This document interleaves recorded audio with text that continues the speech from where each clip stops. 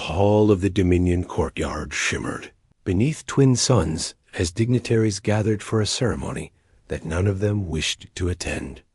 It was meant to unite two great powers, yet even from a distance, one could sense the tension woven into its very air. At the center of the dispute stood Princess Aralali, heir of the Lemurian dynasty, cloaked in bands of pale light that shifted like living silk. She carried the calm discipline expected of a future ruler. But beneath her serene exterior, she disliked everything about this arrangement. She opposed the marriage entirely. Across the courtyard, her mother, Queen Nuria, moved with the easy grace of one accustomed to command. Her voice had already addressed the assembly twice that hour, stressing unity and alliance and sacrifice. Arali listened with solemn respect, yet her disagreement pulsed like a quiet drum beneath her calm surface. The proposal for the marriage had come from the humans, or so they claimed.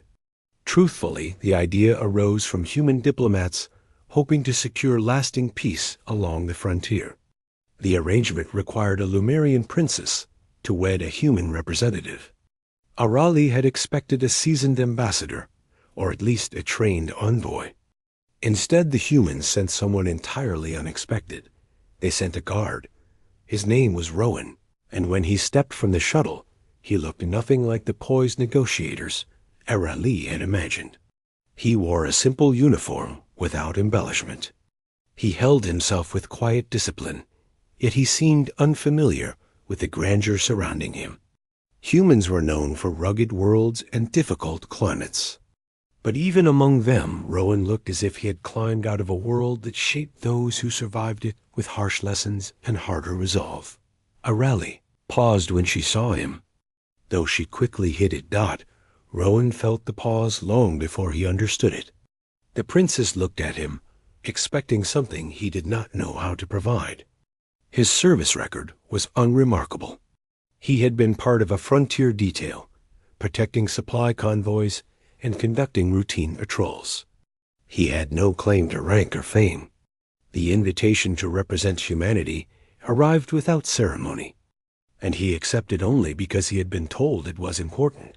Queen Nuria watched him with the scrutiny of someone who trusted intuition more than reports. She was already aware of her daughter's opposition. Arali had repeated it countless times. Yet something in Rowan's posture held the queen's attention. He neither bowed nor flinched. He simply waited. That alone was enough to make the nobles whisper. The ceremony was not truly a ceremony. It was a deliberation disguised beneath pomp. Various factions would speak. Delegates would argue. When the final agreements were drafted, Arali would be expected to accept her part in them. Rowan, by contrast, had a simpler role. He would stand beside the human delegation and act as evidence that humanity was willing to trust the Lemurians with one of their own. But Rowan was not prepared for what his presence stirred. The Lemurians studied him the way scholars studied rare minerals. They whispered about human endurance and human stubbornness. In the curious way, humans met adversity with near reckless resolve. Humans were famous outside their region for surviving worlds others considered too dangerous. Their homeworld classification ranked among the highest known by interstellar standards. Deathworlders, some called them, though humans disliked the term. Rowan simply lived as those on his world lived. Arali, however, sensed something different. The first time Rowan met her eyes, he did not look away. That was expected among equals, but rare in the Dominion court. Something in his gaze held neither insolence nor ignorance. It was steady and unadorned, like someone who had stood before storms and survived them. As the deliberations began, Arali remained silent. Rowan stayed behind the human envoys, observing without speaking. Their glances crossed more often than she intended, and each time she tried to decipher what about him unsettled her. Opposition. The first challenge arose when tolerant nobles accused humanity of seeking control through marriage. Rowan did not speak, yet the accusations made him shift. It was barely a movement, but Arali noticed. His jaw tightened, not in anger, but in quiet disagreement with how his people were described. Arali found herself wondering about the worlds humans lived on, the dangers they routinely faced, and how those experiences shaped them into people who would travel alone into a court that regarded them with suspicion. A brief recess broke the first round of arguments. Arali descended from the dais where she and her mother stood. Rowan remained with the human envoys until one of them stepped aside and gestured for him to follow Arali. They met at the base of the skybridge framed by beams of pale gold dot. She spoke. First, you are not the expected representative. I was told that too, Rowan replied.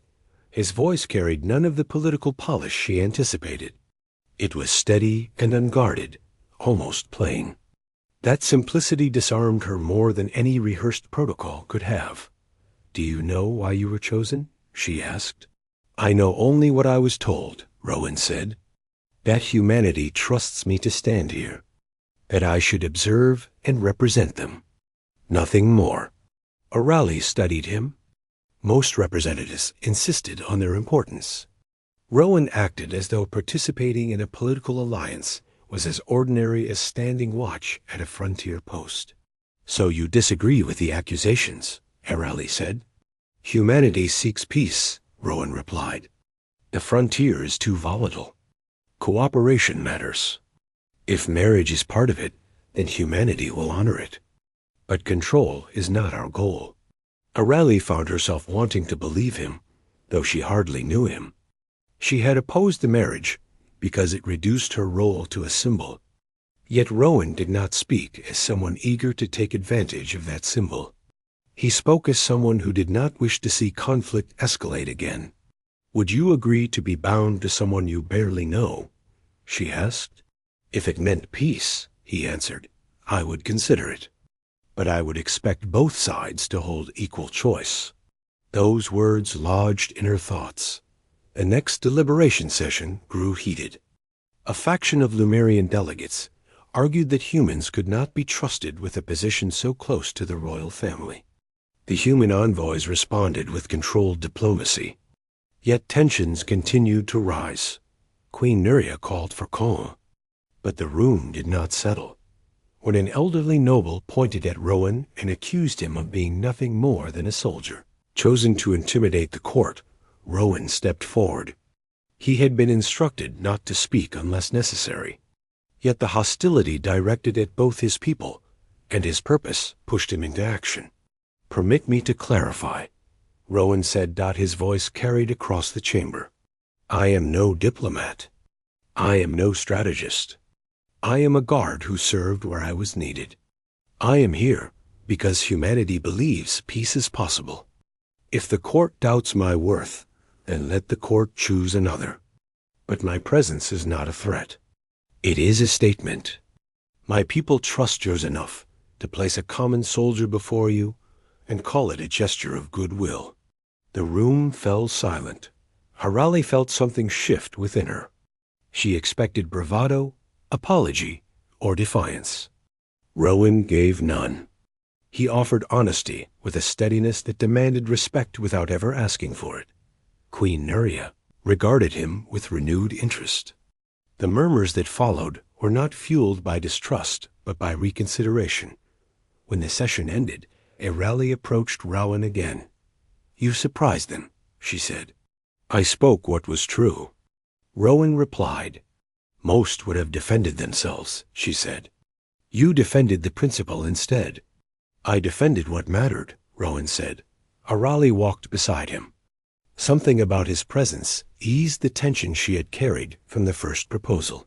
She had opposed the marriage because it felt forced, but Rowan did not behave like someone eager for privilege. He behaved like someone aware of the weight placed upon both of them. In the following days, the deliberations continued. Arali watched Rowan in silence more than she intended.